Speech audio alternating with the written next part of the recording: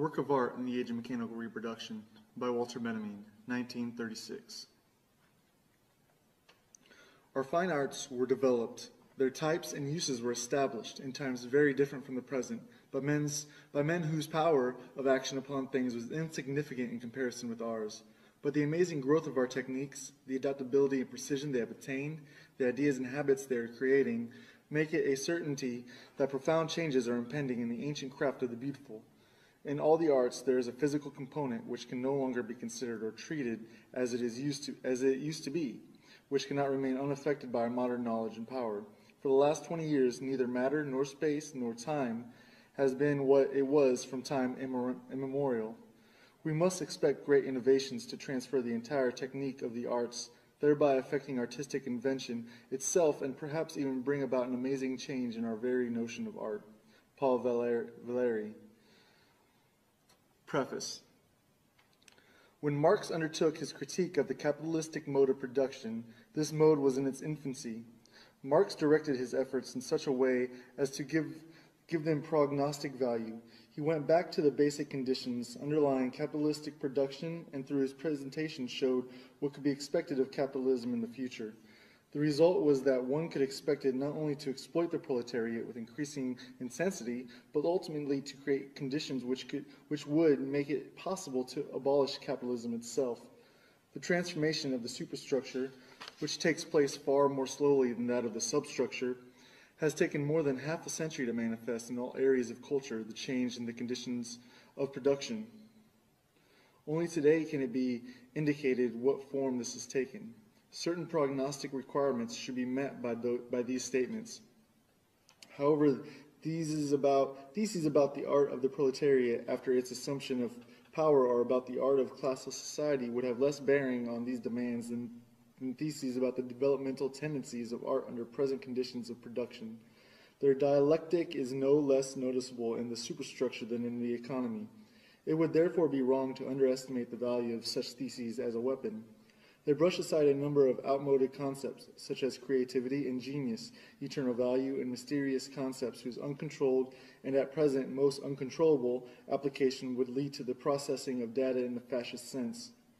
The concepts which are introduced in the theory of art and what follows differs from the most familiar terms in that they are completely useless for the purposes of fascism. They are, on the other hand, useful for the formation of revolutionary demands in the politics of art. 1. In principle, a work of art has always been reproducible. In principle, a work of art has always been reproducible. Man-made artifacts could always be imitated by men. Replicas were made by pupils in practice of their craft, by masters for diffusing their works, and finally by third parties in the pursuit of gain. Mechanical reproduction of a work of art, however, represents something new. Historically, it advanced intermittently and in leaps at long intervals, but with accelerated intensity. The Greeks knew only two procedures of technically reproducing works of art: founding and stamping. Bronzes, terracottas, and coins were the only artworks which they produced in quantity. All others were unique and could not be mechanically reproduced. With the woodcut, graphic art became mechanically reproducible for the first time, long before script became reproducible by print. The enormous change which printing, the mechanical reproduction of writing, has brought about in literature are a familiar story. However, within the phenomenon which we are here examining from the perspective of world history, print is merely a special, though particularly important case. During the Middle Ages, engraving and etching were added to the woodcut. At the beginning of the 19th century, lithograph made its appearance. With lithography, the technique of reproduction reached an essential new stage. This much more direct process was distinguished by the tracing of the design on a stone rather than its incision on a block of wood, or its etching on the copper plate, and permitted graphic art for the first time to put its products on the market, not only in large numbers as hitherto, but also in daily changing forms. Lithography enabled graphic art to illustrate everyday life, and it began to keep pace with printing, but only a few decades after its invention. Lithography was surpassed by photography. For the first time in the process of pictorial reproduction, photography freed the hand of the most important artistic functions which henceforth devolved only upon the eye looking into the lens. Since the eye perceived more swiftly than the hand can draw, the process of pictorial reproduction was accelerated so enormously that it could keep pace with speech. A film operator shooting a scene in the studio captures the image at the speed of the actor's speech. As lithography virtually implied the illustrated newspaper, so did photography foreshadow the sound film. The technical reproduction of sound was tackled at the end of the last century. These convergent endeavors made predictable a situation which Paul Valéry pointed up in his sentence, "Just as water, gas, and electricity are brought into our houses from far off to satisfy our needs in response to a minimal effort, so we shall be supplied with visual or auditory images, which will appear and disappear at a simple movement of the hand, hardly more than a sign." Around 1900, technical reproduction had reached a standard that not only permitted it to reproduce all transmitted works of art, and thus to cause the most profound change in their impact upon the public, it also had captured a place of its own among the artistic processes. For the study of this standard, nothing is more revealing than the nature of the repercussions that these two different manifestations, the reproduction of work of art and the art of the film, have had on art in its traditional form. 2. Even the most perfect reproduction of a work of art is lacking in one element, its presence in time and space, its unique existence at the place where it happens to be.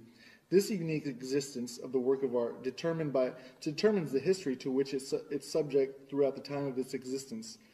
This includes the changes which it may have suffered in physical condition over the years, as well as various changes in its ownership. The traces of the first can be revealed only by chemical or physical analysis, which is impossible to perform on reproduction. Changes of ownership are subject to a tradition which must be traced from the situation of the original. The presence of the original is the prerequisite to the concept of authenticity. Chemical analysis of the patina of a bronze can help to establish this, as does the proof that a given manuscript of the Middle Ages stems from an archive of the 15th century. The whole sphere of authenticity is outside technical, and of course not only technical, reproducibility. Confronted with its manual reproduction, which is usually branded as a forgery, the original preserved all its authority. Not so vis-a-vis forgery. Confronted with its manual reproduction, which was usually branded as a forgery, the original preserved all its authority. Not so vis-a-vis technical reproduction. The reason was twofold. First, process reproduction is more independent of the original than manual reproduction. For example, in photography, process reproduction can bring out those aspects of the original that are unattainable to the naked eye, yet accessible to the lens, which is adjustable and chooses its angle at will. In photographic reproduction, with the aid of certain processes, such as enlargement or slow motion, can capture images which escape natural vision. Secondly, technical reproduction can put the copy of the original into situations which would be out of reach for the original itself. Above all, it enables the original to meet the beholder halfway, be it in the form of photography or a phonograph record. The cathedral leaves its locale to be received in the studio of a lover of art. The choral production, performed in the auditorium or in the open air, resounds in the drawing room. The situations into which the product of mechanical reproduction can be brought may not touch the actual work of art, yet the quality of its presence is always depreciated. This holds not only for the artwork, but also, for instance, for a landscape which passes in review before the spectator in a movie. In the case of the art object, a most sensitive nucleus, namely its authenticity, is interfered with, whereas no natural object is vulnerable on that score. The authenticity of a thing is the essence of all that is transmittable from its beginning, ranging from its substantive duration. The authority of a thing is the essence of all that is transmittable from its beginning, ranging from its substantive duration to its testimony to the history which it has experienced. Since the historical testimony rests on its authenticity, the former, too, is jeopardized by reproduction when substantive duration ceases to matter.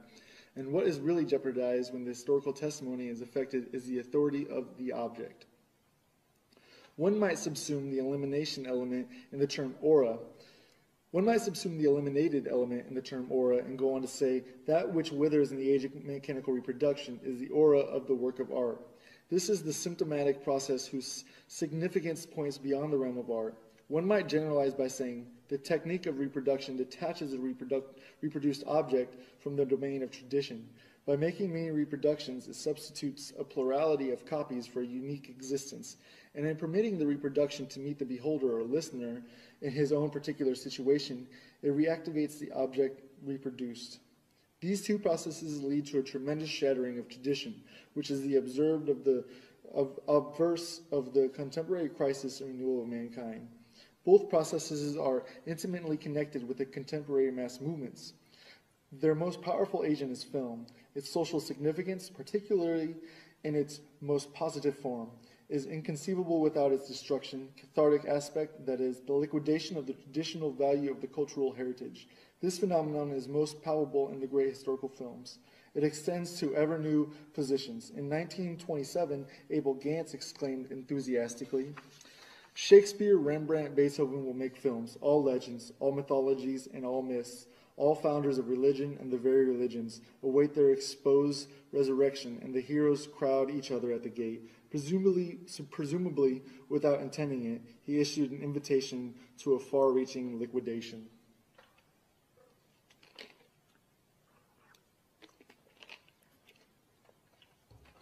Three, during long periods of history, the mode of human sense perception changes with humanity's entire mode of existence. The manner in which human sense perception is organized, the medium in which it is accomplished, is determined not by the nature but by historical circumstances as well. The 5th century, with its great shifts of population, saw the birth of the late Roman art industry and the Vienna Genesis, and there developed not only an art different from that of antiquity, but also a new kind of perception. The scholars of the Viennese schools, Regel and Wyckoff, who resisted the weight of classical tradition under which these latter art forms had been buried, were the first to draw conclusions from them concerning the organization of perception at the time. However far-reaching their insight, these scholars limited themselves to showing the significant formal hallmark which characterized perception in the late Roman times. They did not attempt and, perhaps, saw no way to show the social transformations expressed by these changes of perception. The condition of an analogous insight are more favorable in the present. If changes in the medium of contemporary perception can be comprehended as decay of the aura, it is possible to show its social causes. The concept of aura, which has proposed above the reference to historical objects, may usefully be illustrated with reference to the aura of natural ones. We define the aura of the latter as a unique phenomenon of a distance, however close it may be. If, while resting on a summer afternoon, you follow with your eyes a mountain range on the horizon, or a branch which casts its shadow over you, you experience the aura of those mountains, of that branch. This image makes it easy to comprehend the social basis of the contemporary decay of the aura. It rests on two circumstances, both of which are related to the increasing significance of the masses in contemporary life, namely the desire of contemporary masses to bring things closer, spatially and humanly, which is just as ardent as their bent towards overcoming the uniqueness of every reality by accepting its reproduction. Every day the urge grows stronger to get a hold of an object at very close range by way of its likeness, its reproduction. Unmistakably, reproduction as offered by picture magazines and newsreels differs from the image seen by the unarmed eye. Uniqueness and permanence are as closely linked to the latter as are transistoriness and reproductibility in the former. To pry an object from its shell, to destroy its aura, is the mark of a perception whose sense of the universal equality of things has increased to such a degree that it extracts it even from a unique object by means of reproduction. Thus is manifested in the field of perception what in the theoretical sphere is noticeable in the increasing importance of statistics. The adjustment of reality to the masses and of the masses to reality is a process of unlimited scope as much as thinking as for perception. 4. The uniqueness of a work of art is inseparable from its being embedded in the fabric of tradition. This tradition itself is thoroughly alive and extremely changeable. An ancient statue of Venus, for example, stood in a different traditional context with the Greeks, who made it an object of veneration, than with the clerics of the Middle Ages, who viewed it as an ominous idol. Both of them, however, were equally confronted with this uniqueness, that is, its aura. Originally, the contextual integration of art and tradition found its expression in the cult.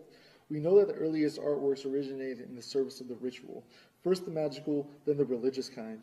It is significant that the existence of the work of art with reference to its aura is never entirely separate from its ritual function. In other words, the unique value of the authentic work of art has its basis in ritual, the location of its original use value. This ritualistic basis, however remote, is still recognizable as secularized ritual even in the most profane forms of the cult of beauty. The secular cult of beauty, developed during the Renaissance and prevailing for 3 centuries, clearly showed that ritualistic basis in its decline and the first deep crisis which befell it. With the advent of the first truly revolutionary means of reproduction, photography, simultaneously with the rise of socialism, art sensed the approaching crisis which has become evident a century later. At the time, art reacted with the doctrine of art for art's sake, that is, with the theology of art. This gave rise to what might be called the negative theology in the form of the idea of pure art, which not only denied any social function of art, but also any categorizing by subject matter. In poetry, Mallarmé was the first to take this position. An analysis of art in the age of mechanical reproduction must do justice to these relationships, for they lead us to the all-important insight. For the first time in world history, mechanical reproduction emancipates the work of art from its parasitical dependence on ritual. To an ever greater degree, the work of art reproduced becomes a work of art designed for reproducibility. From a photographic negative, for example, one can make any number of prints.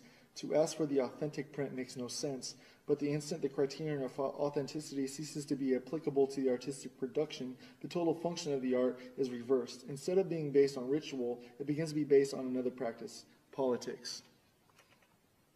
5. Works of art are received and valued on different planes. 2 polar types stand out, the one with accent on its cult value and the other on the exhibition value of the work. Artistic production begins with ceremonial objects destined to serve in a cult.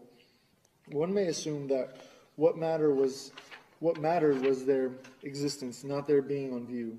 The elk portrayed by the man of the Stone Age on the wall of his cave was an instrument of magic. He did expose it to his fellow man, but in the main it was meant for the spirits. Today the cult value would seem to demand that the work of art remain hidden. Certain statues of gods are accessible only to the priests in the cella.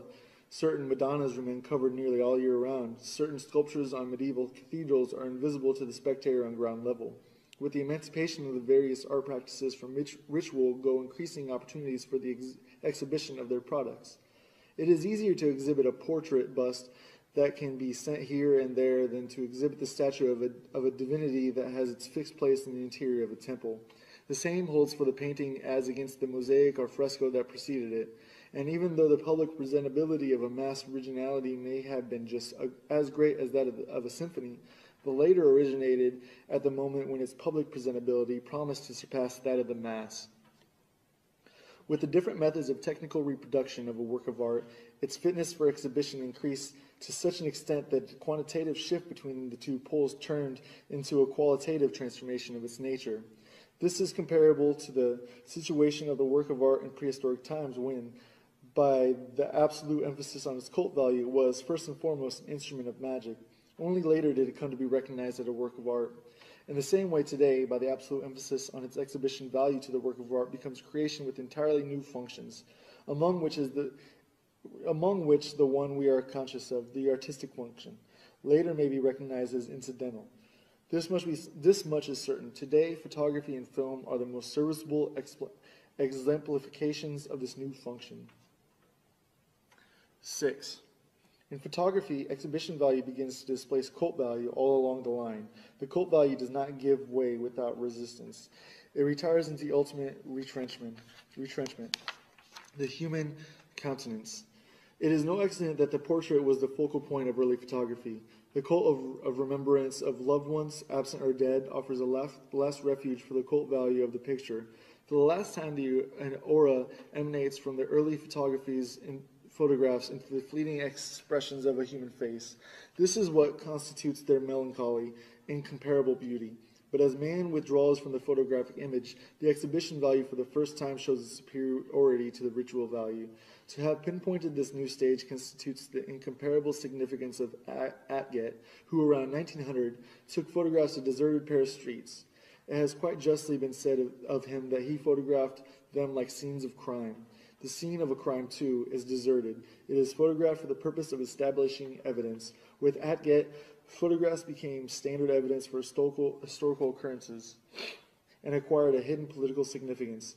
They demand a specific kind of approach. Free-floating contemplation is not appropriated to them. They stir the viewer. He feels challenged by them in a new way.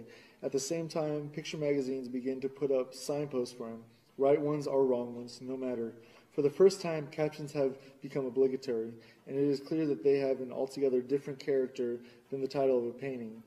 The directives which the caption give to those looking at pictures in illustrated magazines soon became even more explicit and more imperative in the film, where the meaning of each single picture appears to be prescribed by the sequence of all preceding ones. 7. The 19th century dispute as to the artistic value of painting versus photography today seems devious and confused. This does not diminish its importance. However, if anything, it underlines it. The dispute was in fact the symptom of a historical transformation, the universal impact of which was not realized by either of the rivals. When the age of mechanical reproduction separated art from its basis and cult, the semblance of its autonomy disappeared forever. The resulting change in the function of art transcended the perspective of the century. For a long time, it even escaped that of the 20th century, which experienced the development of the film. Earlier, much futile thought had been devoted to the question of whether photography is an art. The primary question, whether the very invention of photography had not transformed the entire nature of art, was not raised. Soon, the film theoreticians asked the same ill-considered question with regard to film.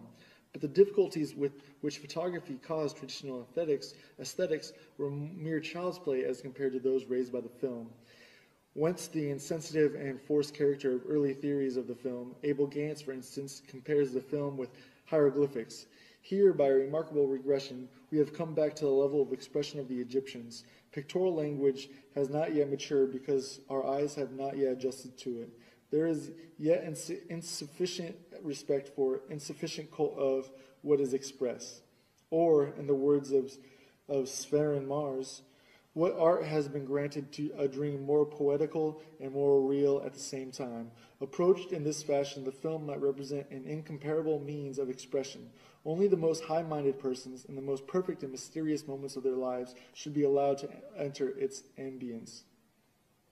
Alexander Arnault concludes his fantasy about the silent film with the question, do not all the bold descriptions we have given amount to the definition of prayer? It is instructive to note how their desire to class the film among the arts forces these theoreticians to read ritual elements into it with a striking lack of discretion. Yet when these speculations were published, films like L'Opinion Publique and The Gold Rush have already appeared. This, however, did not keep Abel Gance from adducing hieroglyphics for purposes of comparison, nor Severin Mars from speaking of the film as one might speak of paintings by Fra Angelico. Characteristically, even today, ultra-reactionary authors give the film a similar contextual significance, if not an outright sacred one, then at least a supernatural one. Commenting on Marx Reinhold's film version of A Midnight Summer's Dream, Warfel states that undoubtedly it was the sterile copying of the exterior world with its streets, interiors, railroad stations, restaurants, motorcars, and beaches, which until now had obstructed the elevation of the film to the realm of art. The film has not yet realized its true meaning, its real possibilities. These consist in the unique faculty to express by natural means, and with incomparable persuasiveness, all that is fairy-like, marvelous, supernatural.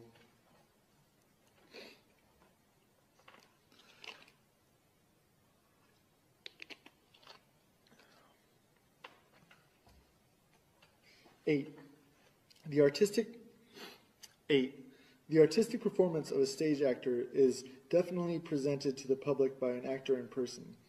That of the screen actor, however, is presented by a camera, with a twofold consequence. The camera that presents the performance of the film actor to the public need not respect the performance as an integral whole. Guided by the cameraman, the camera continually changes its position with respect to the performance. The sequence of positional views which the editor composes from the materials supplied him constitutes the complete film. It compromises certain factors of movement which are in reality those of the camera, not to mention special camera angles, close-ups, etc. Hence, the performance of the actor is subjected to a series of optical tests. This is the first consequence of the fact that the actor's performance is presented by the means of a camera. Also, the film actor lacks the opportunity of the stage actor to adjust to the audience during his performance, since he does not present his performance to the audience in person. This permits the audience to take the position of a critic without experiencing any personal contact with the actor. The audience's identification with the actor is really an identification with the camera. Consequently, the audience takes the position of the camera. Its approach is that of testing. This is not the approach to which cult values may be exposed. 9. For the film, what matters primarily is that the actor represents himself to the public before the camera, rather than representing someone else. One of the first to sense the actor's metamorphosis by this form of testing was Pirandello. Though his remarks on the subject in his novel Ceguera were limited to the negative aspects of the question and to the silent film only, this hardly impairs their validity. For in this respect, the sound film did not change anything essential. What matters is that the part is acted not for audience, but for the mechanical contrivance. In the case of the sound film, for two of them, the film actor, wrote Pirandello, feels as if in exile, exiled not only from the stage, but also from himself. With a vague sense of discomfort, he feels inexplicable emptiness. His body loses its corporeality. It evaporates. It is deprived of reality, life, voice, and the noises caused by his moving about in order to be changed into a mute image, flickering an instant on the screen, then vanishing into silence. The projector will play with its shadow before the public, and he himself must be content to play before the camera. This situation might also be characterized as follows. For the first time, and this is the effect of the film, man has to operate with his whole living person, yet foregoing its aura. For aura is tied to his presence. There can be no replica of it. The aura which, on the stage, emanates from Macbeth cannot be separated from the spectator of that of the actor. However, the singularity of the shot in the studio is that the camera is substitute for the public. Consequently, the aura that envelops the actor vanishes, and with it the aura of the figure he portrays.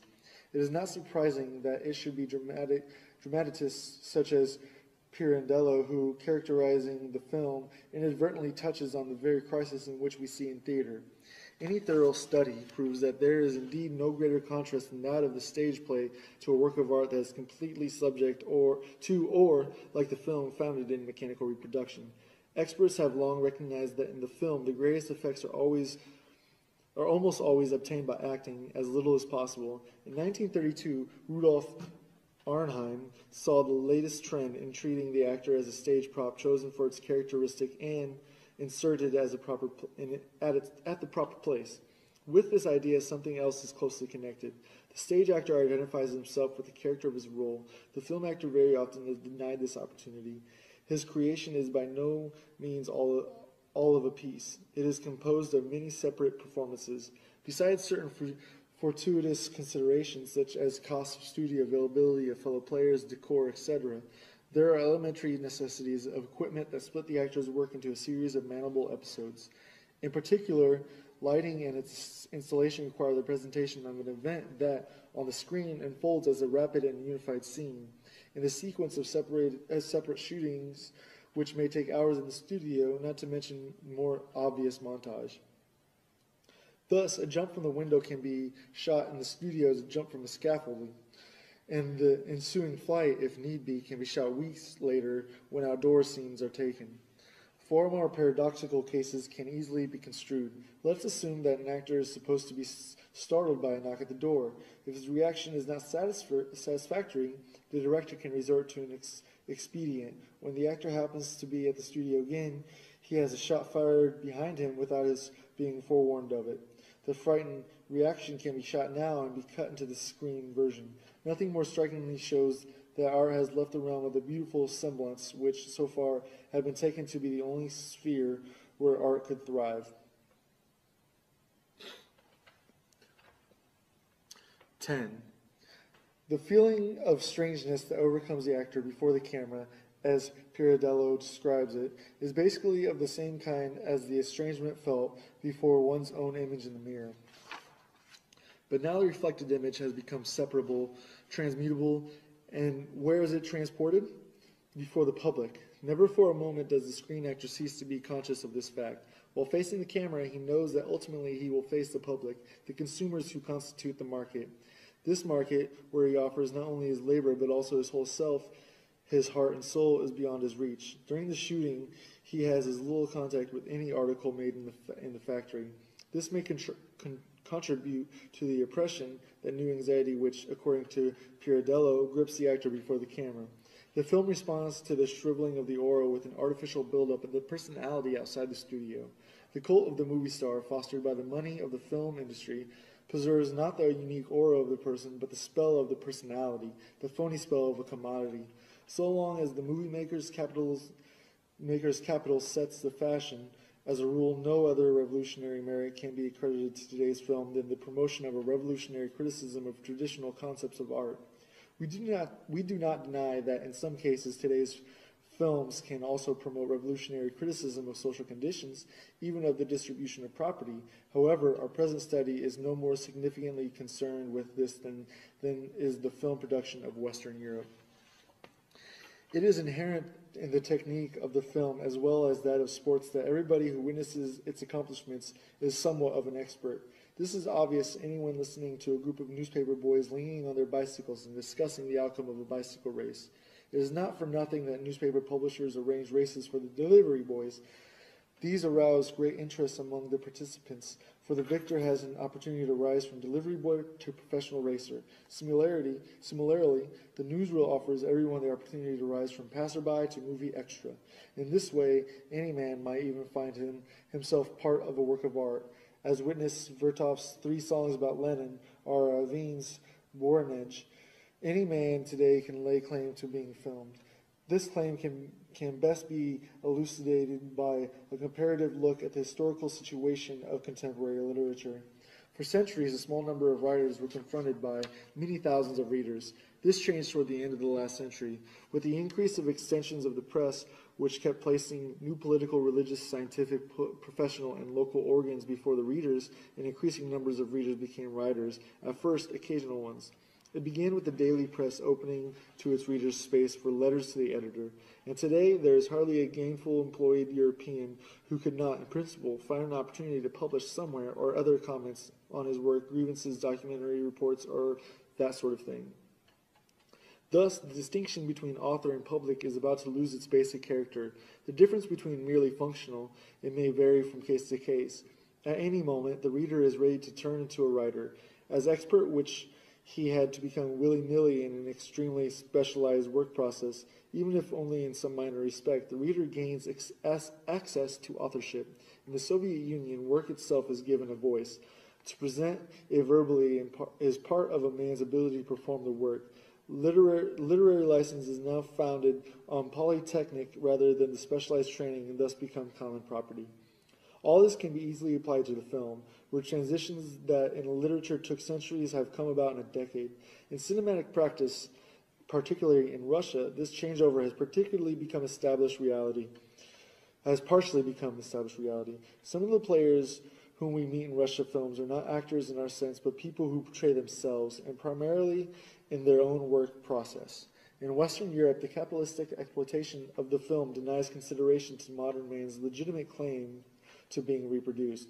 Under these circumstances, the film industry is trying hard to spur the interest of the masses through illusion-promoting spectacles and dubious speculations. 11.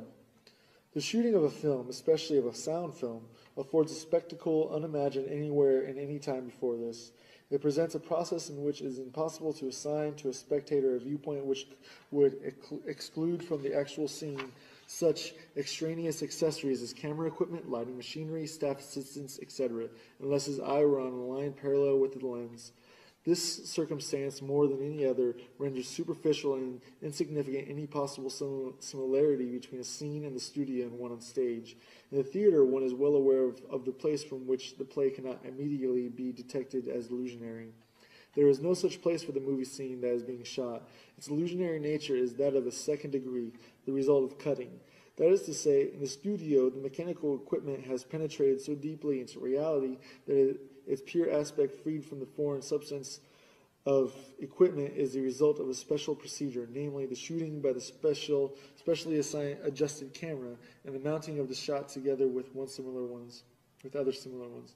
The equipment-free aspect of reality here has become the height of artifice. The sight of immediate reality has become an orchard in a land of technology. Even more revealing is the comparison of these circumstances, which differ so much from those of the theater, with the situation in painting. Here the question is, how does the cameraman compare to the painter? To answer this, we must take recourse to analogy with a surgical operation. The surgeon represents the polar opposite of the magician. The magician heals a sick person by the laying on of hands. The surgeon cuts into the painter's body. The magician maintains a natural distance between the patient and himself, though he reduces it very slightly by the laying on of hands. He greatly increases it by virtue of his authority. The surgeon does exactly the reverse. He greatly diminishes the distance between himself and the patient by penetrating into the patient's body and increases it but little by the caution with which his hand moves among the organs. In short, in contrast to the magician, who is still hidden in the medical practitioner, the surgeon, at the decisive moment, abstains from facing the patient man to man. Rather, it is through the operation that he penetrates into him. Magician and surgeon compare to painter and cameraman. The painter maintains in his work a natural distance from reality. The cameraman penetrates deeply into its web. There is tremendous difference between the pictures they obtain. That of the painter is a total one. That of the cameraman consists of multiple fragments which are assembled under a new law. Thus, for contemporary man, the representation of reality by the film is incomparably more significant than that of the painter, since it offers, precisely because of the thoroughgoing permeation of reality with mechanical equipment, an aspect of reality which is free of all equipment, and that is what one is entitled to ask from a work of art. 12. Mechanical reproduction of art changes the reaction of the masses towards art. The reactionary attitude towards a Picasso painting changes into the progressive reaction towards a Chaplin movie. The progressive reaction is characterized by the direct, immediate fusion of visual and emotional enjoyment with the orientation of the expert. Such fusion is of great social significance. The greater the decrease in the social significance of an art form, the sharper the distinction between criticism and enjoyment by the public. The conventional is uncritically enjoyed, and the truly new is criticized with aversion. With regard to the screen, the critical and the receptive attitudes of the public coincide. The decisive reason for this is that individual reactions are predetermined by the mass audience response they are about to produce, and this is nowhere more profound than in the film. The moment these responses become manifest, they control each other. Again, the comparison with painting is fruitful. A painting has always had an excellent chance to be viewed by one person or by a few. This simultaneous contemplation of paintings by a large public, such as developed in the 19th century, is an early symptom of the crisis of painting, a crisis which was by no means occasioned by exclusively by photography, but rather in a relatively independent manner by the appeal of artworks to the masses. Painting simply is in no position to present an object for simultaneous collective experience, as it was possible for architecture at all times, for the epic poem in the past, and for the movie today. Although this circumstance in itself should not lead one to conclusions about the social role of painting, it does constitute a serious threat as soon as painting, under special conditions and, as it were, against its nature, is confronted directly by the masses. In the churches and monasteries of the Middle Ages and at the princely courts up to the end of the 18th century, a collective reception of painting did not occur simultaneously, but by graduated and hierarchized mediation. The change that has come about is an expression of the particular conflict in which painting was implicated by the mechanical reproducibility of painting. Although paintings began to be publicly exhibited in galleries and salons, there was no way for the masses to organize and control themselves in their reception. Thus, the same public which responds in a progressive manner towards a grotesque film is bound to respond in a reactionary manner to the surreal. 13. The characteristic of the film lie not only in the manner in which man presents himself to mechanical equipment, but also in the manner in which, by means of his apparatus, man can represent his environment.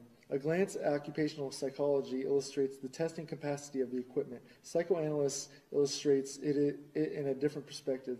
The film has enriched our film of perception with methods which can be illustrated by those of Freudian theory. 50 years ago, a slip of the tongue passed more or less unnoticed. Only exceptionally may such a slip have revealed dimensions of depth in a conversation which had seemed to be taking its course on the surface. Since the psychopathology of everyday life, things have changed. This book isolated and made analyzable things which had heretofore floated along unnoticed in the broad stream of perception. For the entire spectrum of optical and now also acoustical perception, the film has brought about a singular deepening of a apperception. It is only an obverse of this fact that behavior items shown in a movie can be analyzed much more precisely and from more points of view than those presented on paintings or on the stage. As compared with painting, film behavior lends itself more readily to analysis because of its incomparably more precise statement of the situation. In comparison with the stage scene, the film behavior item lends itself more readily to analysis because it can be isolated more easily. This circumstance derives its chief importance from its tendency to promote a mutual penetration of art and science. Actually, of a screen behavior item which is neatly brought out in a certain situation, like a muscle of a body, it is difficult to say which is more fascinating, its artistic value or its value for science. To demonstrate the identity of the artistic and scientific uses of photography, which heretofore usually were separated, will be one of the revolutionary functions of the film. By close-ups of the things around us, by focusing on hidden details of familiar objects, by exploring commonplace milieus under the ingenious guidance of the camera, the film, on the one hand, extends our comprehension of the necessity which rule our lives. On the other hand, it manages to assure us of an immense and unexpected field of action. Our taverns and our metropolitan streets, our offices and furnished rooms, our railroad stations and our factories appear to have us locked up hopelessly.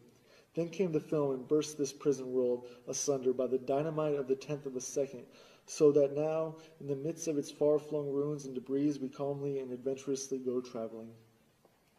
With the close-up, space expands. With slow motion, movement is extended. The enlargement of a snapshot does not simply render more precise what in any case was visible, though unclear. It reveals entirely new structural formations of the subject. So, too, slow motion not only presents familiarity qualities of movement, but reveals in them entirely unknown ones, which, far from looking like retarded rapid movements, given the effects of singularity gliding, floating supernatural motions. Evidently, a different nature opens itself to the camera that opens to the naked eye, if only because an unconsciously penetrated space is substituted for a space consciously explored by man. Even if one has a general knowledge of the way people walk, one knows nothing of a person's posture during the fractional second of a stride.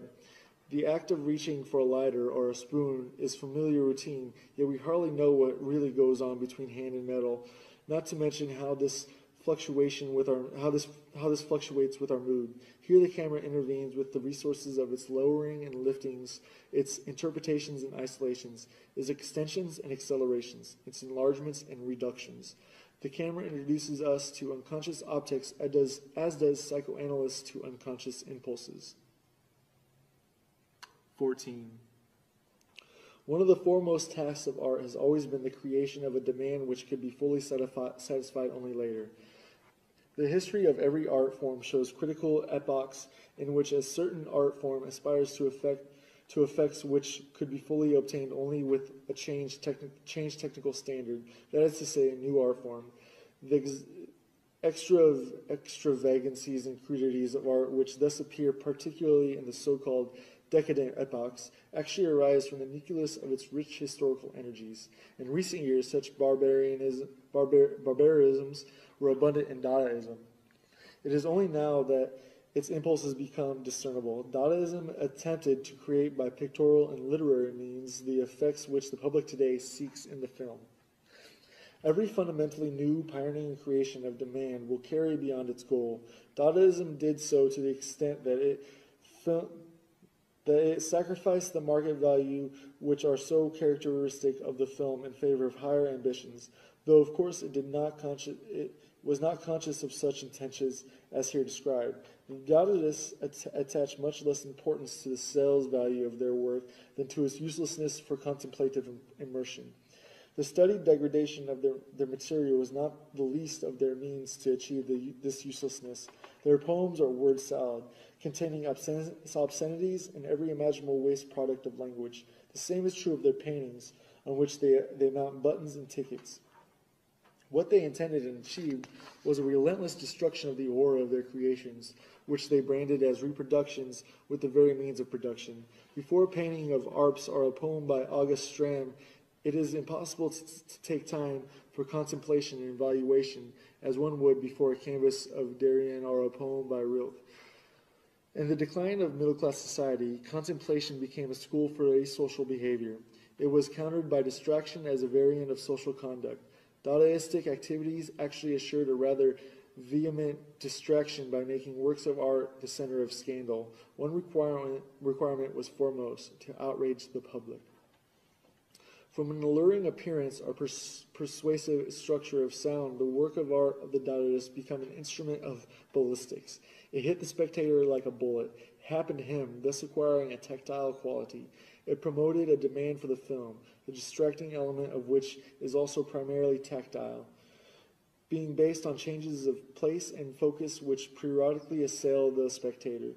Let us compare the screen on which a film unfolds with the canvas of the painting.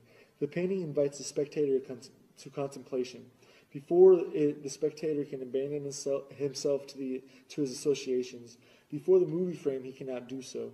No sooner has his eye grasped the scene than it has already changed. It cannot be arrested. Duhamel, who detested the film and knows nothing of its significance, though sometimes of its structure, notes this circumstance as follows. I can no longer think what I want to think. My thoughts have been replaced by moving images. The spectator's process of association in view of these images is indeed interrupted by their constant sudden change.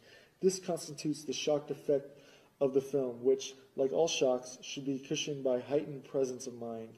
By means of its technical structure, the film has taken the physical shock effect out of the wrappers in which Dadaism had, as it were, kept it inside the moral shock effect.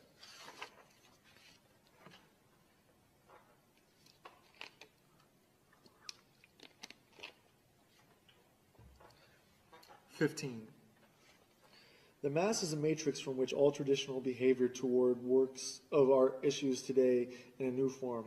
Quantity has been transmuted into quality. The greatly increased mass of participants has produced a change in the mode of participation. The fact that the new mode of participation first appeared in a disputable form must not confuse the spectator, yet some people have launched spirited attacks against precisely this superficial aspect. Among these, Duhamel has expressed himself in the most radical manner. What he objects to most is the kind of participation which the movie elicits from the masses. Duhamel calls the movie a pastime for helots, a diversion for the uneducated, wretched, worn-out creatures who are consumed by their worries, a spectacle which requires no concentration and proposes no intelligence, which kindles no light in the heart and awakens no hope other than the ridiculous one of someday becoming a star in Los Angeles. Clearly, this is at bottom the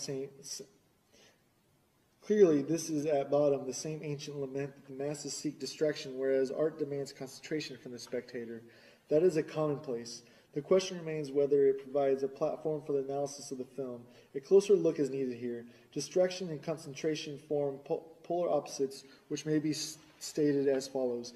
A man who concentrates before a work of art is absorbed by it. He enters into this work of art the way legend tells of the Chinese painter when he reviewed his finished painting. In contrast, the distracted mass absorbs the work of art.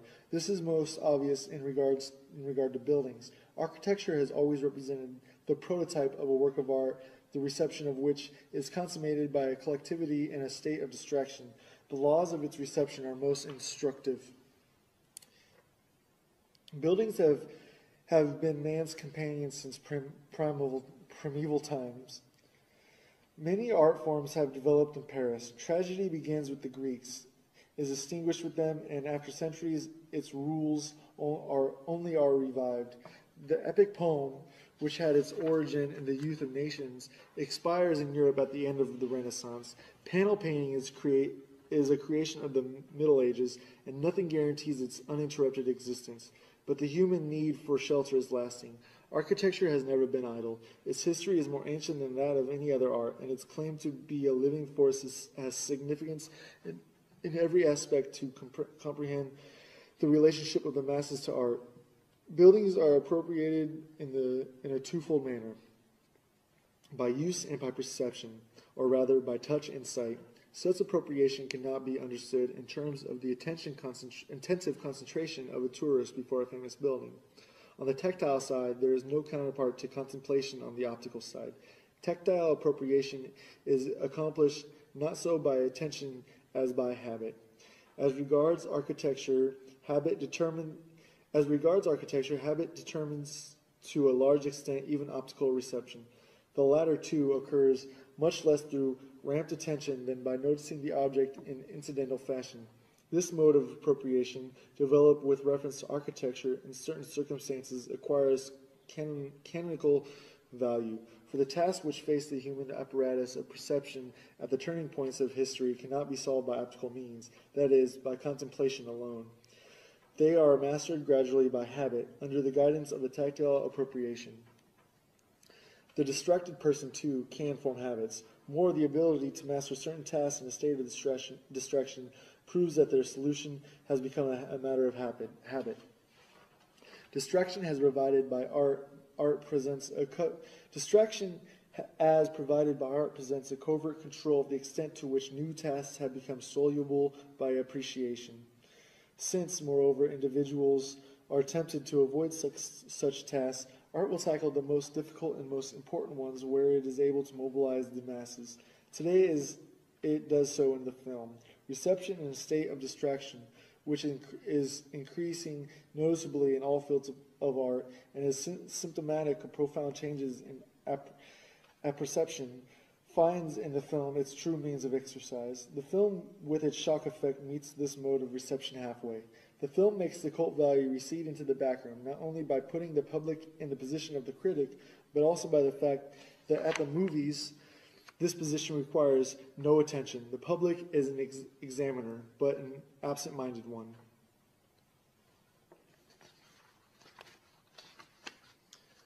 Epilogue. The growing proletarialization of modern man and the increased formation of masses are two aspects of the same process. Fascism attempts to organize the newly created proletarian masses without affecting the property structures which the masses strive to eliminate. Fascism sees its salvation in giving these masses not their right, but instead a chance to express themselves. The masses have a right to change property relations. Fascism seeks to give them an expression while preserving property. The logical result of fascism is the introduction of aesthetics into political life. The violation of the masses, whom fascism, with its Führer cult, forces to their knees, has its counterpart in the violation of the apparatus which it presses into the production of ritual values. All efforts to render political aesthetics culminate in one thing: war. War and war only can set a goal for mass movements on the largest scale while respecting the traditional property systems. This is the political formula for the situation. The technological formula may be stated as follows. Only war makes it possible to mobilize all today's technical resources while maintaining the property system. It goes without saying that the fascist hypothesis of war does not employ such arguments. Still, Marinetti says in his manifesto on the Ethiopian colonial war, for 27 years we futurists have rebelled against the branding of war as anti-aesthetic. Accordingly, we state, war is beautiful because it establishes man's dominion of the subjugated machinery by means of gas masks, terrifying megaphones, flamethrowers, and small tanks. War is beautiful because it initiates the dreamt of metalizations of the human body. War is beautiful because it enriches a flowering meadow with the fiery orchids of machine guns. War is beautiful because it combines the gunfire, the cannonades, the ceasefire, the sense, and the stench of putrefaction in the symphony. War is beautiful because it creates new architecture like that of the big tanks, the geometrical formation flights, the smoke spirals from burning villages, and many others, poets and artists of futurism. Remember these principles of the aesthetic of war so that your struggle for a new literature and a new graphic art may be illuminated by them. This manifesto has a virtue of clarity. Its formulations deserve to be accepted by dialecticians. To the latter, the aesthetics of today's war appears as follows. If the natural utilization of productive forces is impeded by the property system, the increase in technical devices and speed and in the sources of energy will press for an unnatural utilization, and this is found in war. The destructiveness of war furnishes proof that society has not been mature enough to incorporate technology as its organ, that technology has not been sufficiently developed to cope with the elemental forces of society.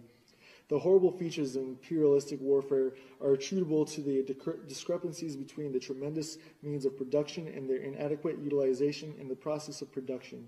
In other words, to unemployment and the lack of markets, imperialistic war is a rebellion of technology which collects in the form of human material the claim to which society has denied its natural material.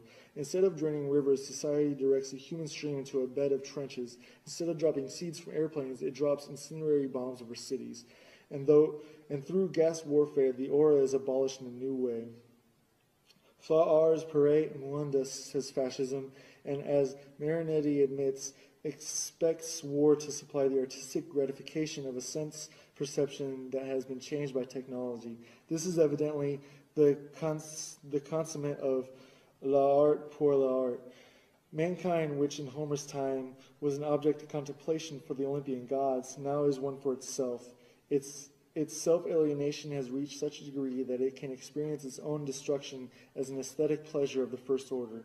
This is the situation of politics, which fascism is rendering aesthetic. Communism responds by politicizing art.